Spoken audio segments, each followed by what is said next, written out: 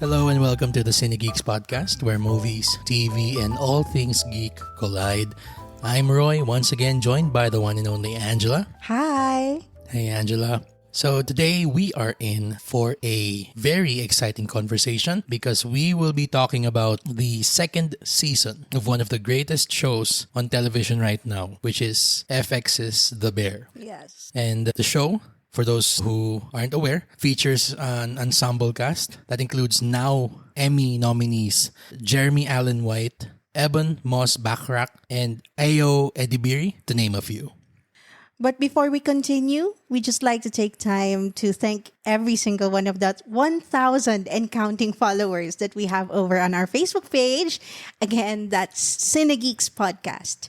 We're loving this opportunity to be able to have a conversation with all of our fellow Cinegeeks about the movies, TV, and all things geek that make our geek world go round. Yes, that's right. And also, we have a couple of announcements. We will now be releasing new episodes of the podcast every Tuesday on top of our regular Friday release. So Yes. you have more episodes to consume before you join the Cinegeeks conversation. And also, we are now on YouTube. That's right. So if you don't have access to a podcast platform, you can just head on over to YouTube and search for the Cinegeeks Podcast. Don't forget to subscribe and click on the notifications bell so you don't miss an exciting new episode every Tuesday and Friday. Yes. All right. So now that we have that out of the way, let's talk about The Bear Season 2.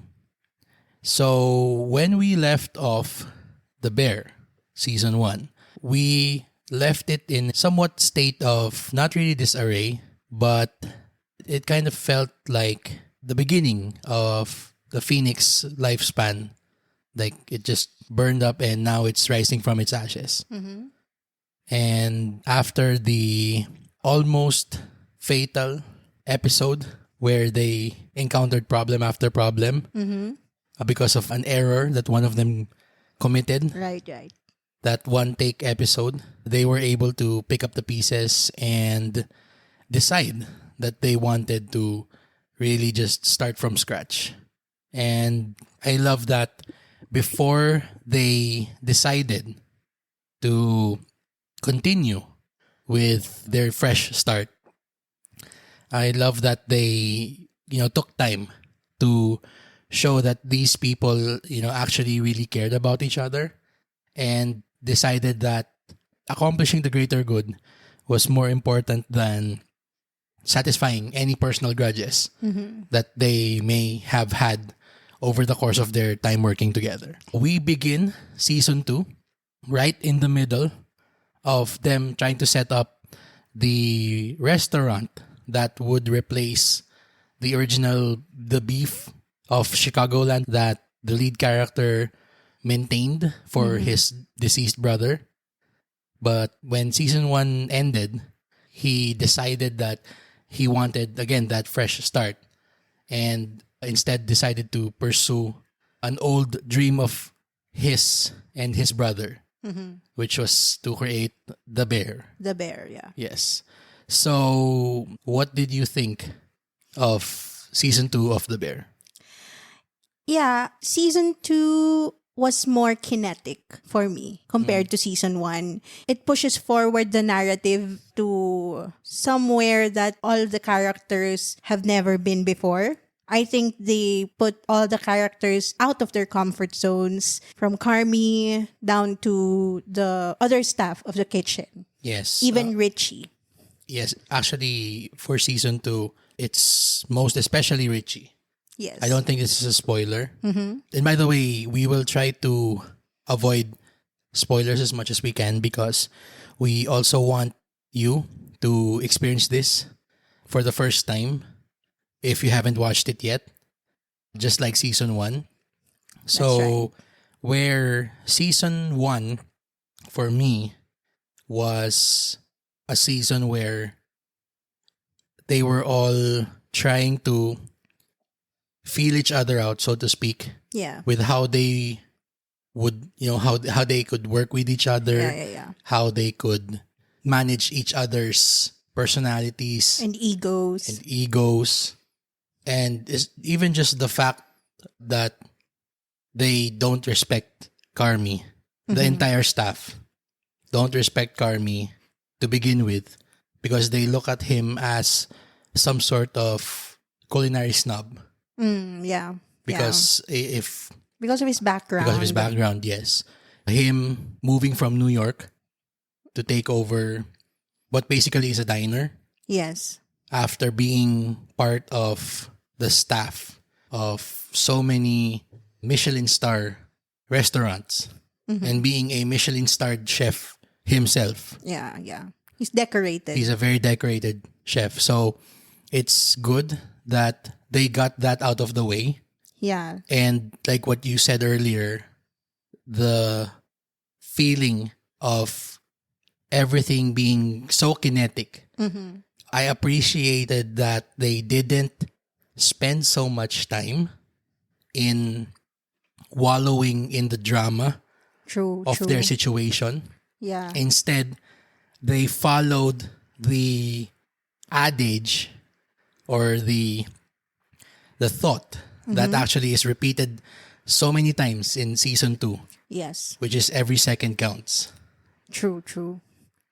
And it's funny because usually when you see television dramas, we discuss this Yes. with our season 1 review, where a lesser show would find the movement of the story in interpersonal conflict.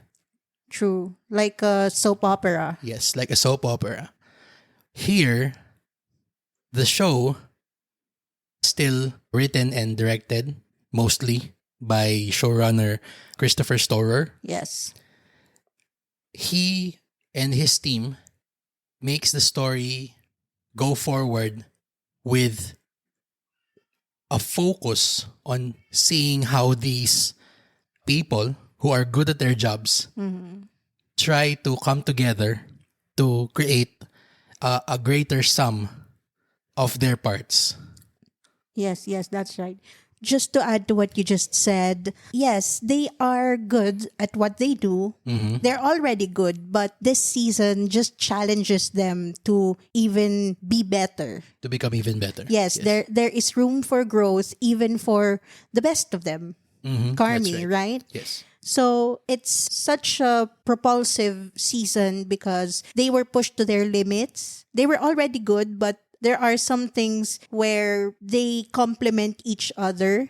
Their worst impulses are being compensated by the other, and they really blend well together. Not one of them can stand alone for this to make it a success. That's right. Yeah, they need each other. That's my main takeaway. Yeah. I appreciate how the show also doesn't write the guest stars of the season with such hero worship that sometimes other shows do, Yes, especially when they do stunt casting, which this season the Bear has a lot of a lot. big name guest Like stars. a lot. Think of the Yes. biggest stars. We won't say the names now because we want you to be surprised, especially one very star-studded episode. Yes. We'll get to that. No spoilers. No spoilers, but we'll touch upon that later on. There's one guest star here that I actually liked there, so as not to reveal the identity. I liked that their part in the totality of the story isn't to take the shine away from the main crew of the Bear. Yes. Their portion of the story was in service of making sure that one of our beloved crew members or team members of the Bear finds this quiet confidence in themselves as well Yes. by making that specific staff member understand that it's okay to not be the best, but just to make sure that you are within close proximity of who you think is the best. Because eventually, being around that person who you think is the best will lift you up to their level. Not because you want to overtake them, but because you just want to keep up. And that eventually, takes you to a level where you get better and better and better. Yes, yes. You know what I said to you while we were watching? It's like this is a self-help show, self-affirming in a way, because you see how mentorships are supposed to be when it comes to you learning from a teacher. Yes. It's not a competition. It's not to surpass your teacher. It's just to be better than yourself yesterday. The other main lessons to learn here is that it's never too late to start over. Some of the best people we know, they all got to be the best because of the many failures they had to go through along the way. They had to make a lot of mistakes, a lot of failures, because that's how you learn. I appreciate that this show didn't treat the people who are in the learning stage of their careers with disdain. And what I mean by that is they didn't show these people in a way where they wallowed in self-pity or they just questioned themselves nonstop. Of course, self-doubt will always be there in life. It's never going to go away. But what I liked about this season is when we have our team around people who are teaching them things that would help them grow in whatever they're doing. Yeah. They don't receive the lessons with a woe is me attitude. They don't look at the expertise in front of them as something insurmountable. They are open to the lessons that they get in the presence of these people who are better than them. And actually, that's also the flip side of what we're praising about season 2. Yeah. Where earlier we were saying that we love that the show doesn't show the mentors in a very domineering and intimidating stature. Yeah. The people learning as well. I love that the show depicted them as being humble enough to know that they are learning. And they have room to learn. Yes, that's right. Another thing that I really appreciated about this is its commitment to depicting realism in terms of its characters' family bonds. They don't try to romanticize the concept of family Or sugarcoat or it. sugarcoat the bad sides. Whereas in season 1, we already got a taste of the relationships between Carmi, his sister Sugar, and even their quote-unquote adoptive cousin Richie. Yeah. And especially, of course, Michael. Their The most important relationship. Yeah. Christopher Storer and his team. They made sure to find the realism as well, on top of making sure that it's still a drama. It's still dramatic. It's still not really functioning like a soap opera, but you still know that you're watching a show. Yes. You say, and everybody says it's a comedy, when in fact it's a perfect blend of drama and comedy. Yes. But what I want to highlight about this show is that it never lost sight of food as its main theme, so to speak. Right? They haven't forgotten that this is a show about food and the people who prepare the food. And there is this one episode that really showed and really explored food in a way that, a foodie would. Yeah, I think I know what you're talking about. And also, to add to that, I think I also told you while we were watching that part where the show's strengths, again, showing realism, is on full display. Yes. The parts where Sydney goes around the different restaurants in Chicago trying to get knowledge about, how they can run the restaurant properly. Yes. Because, I mean, it's not going to be, it's not her first time, but it's her first time running a restaurant with someone else. Because it's eventually revealed. I think this could be a spoiler, but it's think from season 1. Yeah, I think I can say this. It's actually elaborated on upon 1. season 2. A bit more detail is given about what happened. Yes. But it was alluded to in season 1. Yeah. So it's eventually revealed that Sydney, the reason why she applied for a job at the Beef originally was because she hit rock bottom because of a failed business venture, a failed solo business venture. Yes. Running a catering service. So now going to season 2, she, on this specific episode, she goes around the different restaurants in Chicago asking around with her friends. And by friends, I mean real life chefs. Yes. Which is the awesome part about this show. Yeah, you can feel the beating heart of the city. Is food. Yes. And also, just like in any other industry, you get to have industry people as friends and you talk to them, you consult them, and you ask them for advice. Yes. And that's exactly what Sydney did. Yes. There are very, very important pieces of advice that she got from her chef and restaurateur friends. But the thing that really stood out to me during that montage is how the show chose to shoot that sequence like a food documentary, like an Anthony Bourdain show. Yes, I mean, yes. May he rest in peace. But it really it doesn't treat the story like how you would watch a regular drama unfold. If anything, it makes it even more real. Exactly. Right?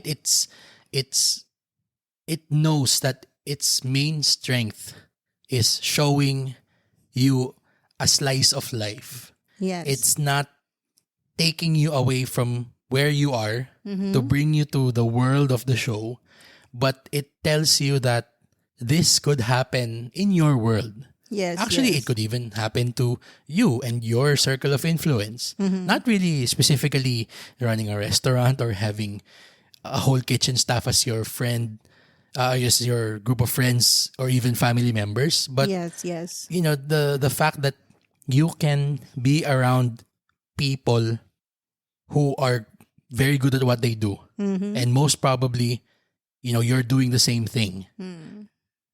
The show doesn't shy away from making you understand that, well, eventually you're gonna get better if you keep on doing and practicing your craft.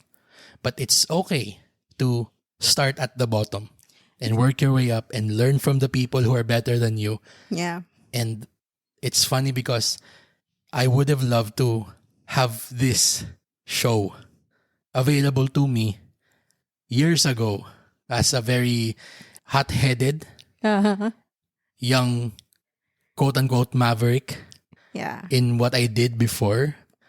But again, being very passionate can only take you so far. Well, you're seeing things through the eyes of one character. True. One that you can relate to. Exactly. Yes. In the same position. Very much so. Right? You even think that you're past your prime and you're too old to begin again, to be a beginner. It's the school of life. And you know what really got me was that lesson in there. It's never too late to start over. Because as you know, and as I've mentioned before, I used to be a professional singer and that's all I knew to do for almost 2 decades actually. And, things happened and pivoted me to a very different industry, to a very different league. And I was a beginner again. It just reminded me of that time when it was really hard in the beginning, To but start again. to start again. But yeah, every second counts. And every second you have an opportunity to just decide to pick yourself up and start over. Just be a beginner, learn again. That's right. And that's the reality of life, Nothing is permanent, and you just have to be proactive about it. And sometimes some people are better than you, and it's okay. It's okay. And it's okay that, the best thing that you can do in following these people that are better than you is to learn from them and not resent the fact that you're not at their level yet. Yeah, that you're not good enough yet, or yeah, it's okay to put that pressure off of yourself. That's true. It helps. That's true. This character I was referring to earlier, they touched upon that concept of realizing that they're not the best, and that took the pressure off their shoulders Yes. to want to be the best. Yeah. Sometimes I felt that. Yeah, I did too. And it's funny because for the longest time in my previous line of work, the industry's core mindset is that of meritocracy. Yeah. You are rewarded for the work you do, whether you do a good job or not. That's the reality of it. So I used to always compare myself to these people that the higher ups said were better than me. And it irked me when I already saw myself as being quote unquote better than them, but unfortunately not having the self-awareness to step back and see that that's not the case. That wasn't the case. Yeah. Sometimes you just have to also be humble enough to understand when you're not there yet. Or at least be open to Be the open, possibility yes. that sure, you may not be there yet, but at least you can get there. You can get there because you know that you're following in the footsteps of people who are better than you. And just going back to that part where another character learned that it wasn't too late to start over. Yeah. Actually, that whole episode around that plotline or storyline is my very favorite episode of this entire season. Same. And this storyline is assigned to a beloved character of the show, where I think you guys know who this is If you've watched it. if you've watched it. But again, we'll try to keep this as non-spoilery as possible. Yes. But long story short, this character thinks that they're past their prime. They think that they can't hang with the young kids anymore. Yeah. And it's funny because all of his fears are eventually unfounded. Because first off, it's these same young people that he has disdain for that eventually take him in and understand that character for who they are. And two, it just actually boiled down to having respect. Yes. Respect for the people that you work with, respect for the people that came before you, and most of all, respect for yourself. So you said earlier that this show is something of a self-help Yeah. book. Mm-hmm. It's funny because every time we watch this, we've seen the season a couple of times already because Yes. it's that good. Yes. You'll want to watch it again after you watch it. And actually, on rewatch, you the will. rewatchability value of this show is just so rewarding. It is. It's very, very rewatchable in that there are many things that you don't notice the first time that actually fall into place the second time, even the third time. There are lines of dialogue. There are actually even blocking, ways that the actors are blocked on the screen or shown on the screen that make sense from one episode and then another episode later down the line. Yes. It's that attention to detail. Yeah. You really know that the creator of this show is paying attention.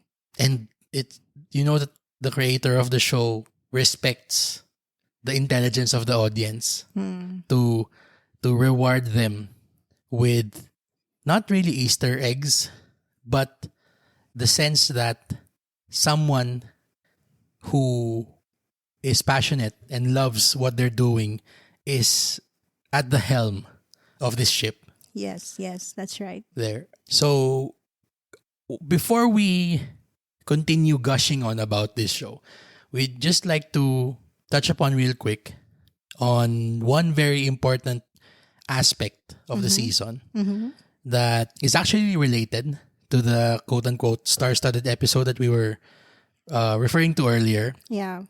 So it's not really all sunshine and unicorns in this show. We've talked about how it sometimes can show how real life can get. Too real, in fact. So, yes. This episode in particular dives deep into the concept of generational trauma. Yeah. That we touched upon as well during the review of season 1 of The Bear. Yes. It shows how much a culture of hatred and self-loathing and all these nasty emotions, the very things that you shouldn't expose a child to, can seriously mess them up later on in life. And so they've already hinted on this during the first few episodes of season 1, where Carmi, Sugar, and Michael's upbringing, when they discuss about it, they don't really talk about it in a positive light. Yeah. And this specific episode shows how bad, I don't think there's any other word I can use. It just shows how bad their upbringing is or was. Yeah. If you ever went through the same thing, it can be triggering. Yes. So also just, I think a trigger warning is needed. Yeah. Because they didn't have that when we watched That's actually the thing. This episode in season 2 just creeps up on you because of how simple the premise is. It's a simple family gathering.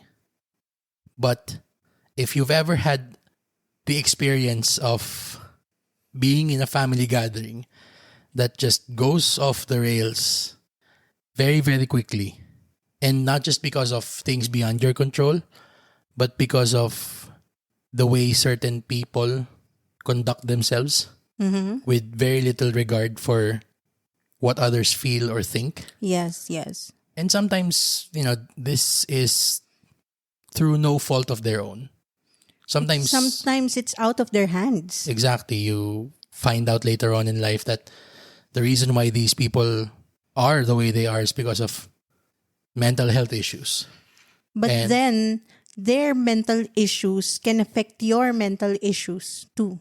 Yes. So I think what the show tries to impart, without really getting into detail that much, is how important it is to, really be sensitive in how we treat each other and also how we treat ourselves. Yes. Because, it's a very cliche saying, how are you supposed to love someone else if you can't love yourself? Yeah. It's very easy to say that. True. It's very easy to tell somebody to just, hey, look at yourself in a good light. But sometimes it's easier said than done. Mm-hmm. And I don't really want to say that, people should be doing this or should be doing that. I guess I can just leave it at that, where, it's the concept of being more empathetic with each other and more caring for each other. Because this episode that we're referring to, Yeah. yes, the episode in question just absolutely goes off the rails very, very quickly. Yeah. Like if we said in the season 1 review of The Bear that the first 5-10 minutes of the show felt like uncut gems, and then it just, relaxes a bit after that. This entire episode is 50 minutes of Yeah. uncut gems level tension. Yeah. It's a double episode. Exactly. Yeah.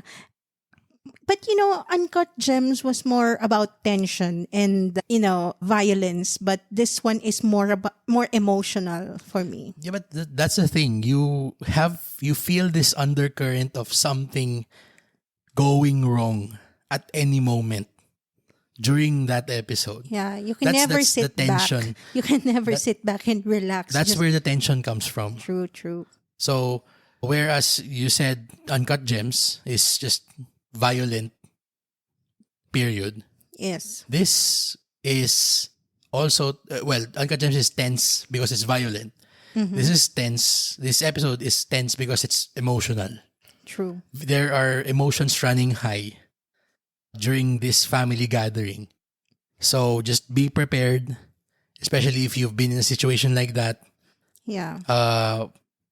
You absolutely have to see the episode because it informs the show in general. Actually, it answers a lot of questions that you may have had about the characters.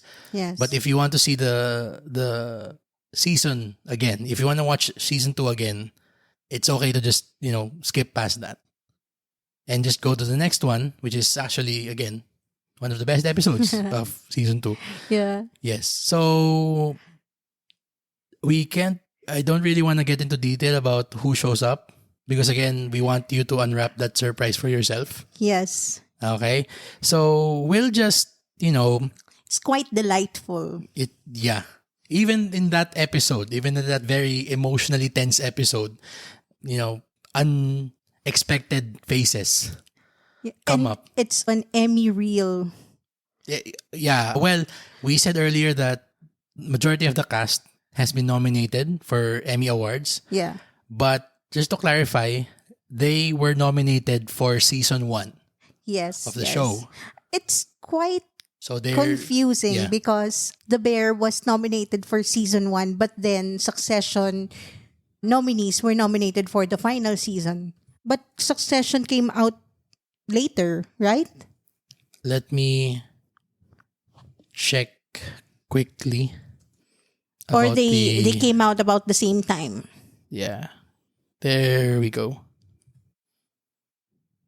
Okay. So the eligibility period of the shows for a specific year for the Emmy Awards is between June 1 of the year prior to the ceremony until May 31st of the year of the ceremony. Okay. So the reason why Succession season 4 is included and is in full force nominations wise is because it came out before May 31.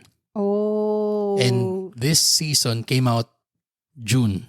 I see. So makes sense. And I think season 1 came out after June 1st last year as well. I see. So that's why even though the buzz is for Season 2 the second season already and the guest stars that may be nominated as well for their work, they can't be nominated yet because it's not within the because eligibility. of the deadline. because of the period of eligibility for the 2023 Emmy Awards. Okay, got it. Okay. But I'm pretty sure that when next year's Emmy Awards arrive or come up for nominations, every single guest star almost Yeah. will get nominated. There's one that I think will even win. Yes. So we won't get One into of them who really stood out. Yeah. absolutely stood out in their performance. And we'll be campaigning for them. Yes, of course. Of course. Okay. So, just real quick, the music for the show is still fantastic. Not just the score, but even again the songs that were selected for the show. Oh, yes. One of the songs will really stand out. Yes, you'll never hear this song the same way again. Yes, absolutely. It's funny how it can turn a love song into an anthem of self-improvement. Yes. I'll leave it at We'll that. leave it okay? at that. Leave it Yes. at that. But again, the rest of the soundtrack is still Chef's kiss. yes, literally chef's kiss. It's kind of like how Guardians of the Galaxy began this trend of using story appropriate songs for its soundtrack. I think that's the influence of James Gunn and his use of music is evident here with Christopher Storer.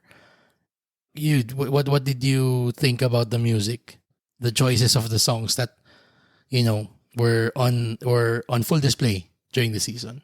You're right about James Gunn's style of music selection, that it really relates directly into the story and the character's frame of mind. Mm-hmm. So yeah, I completely agree. Yeah. Still, the show takes so many creative risks in terms of how it shoots scenes. Oh yeah, I love that it did what worked the last season, And actually doubled down on improving it. on it. Improved on it. It borrows heavily on so many cinematic styles. But when it uses those styles that they borrowed, from other films or TV shows, it does so very well.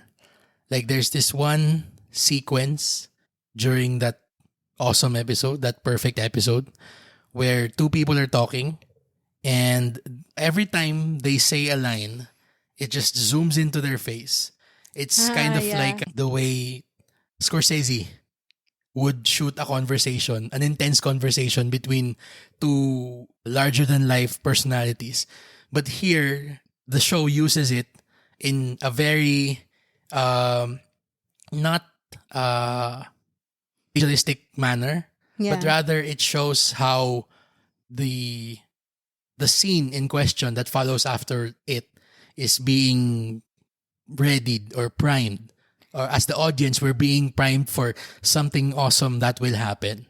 Yeah, like I said, maybe that's why the overall feeling that you get from it is very kinetic, it's very active, that it's always so high on energy. It's because of those shots, right? That the zoom in on the faces, and then the way they choose how, like how they shoot food documentaries. It's very full of movement. It's Full of life. Full of life.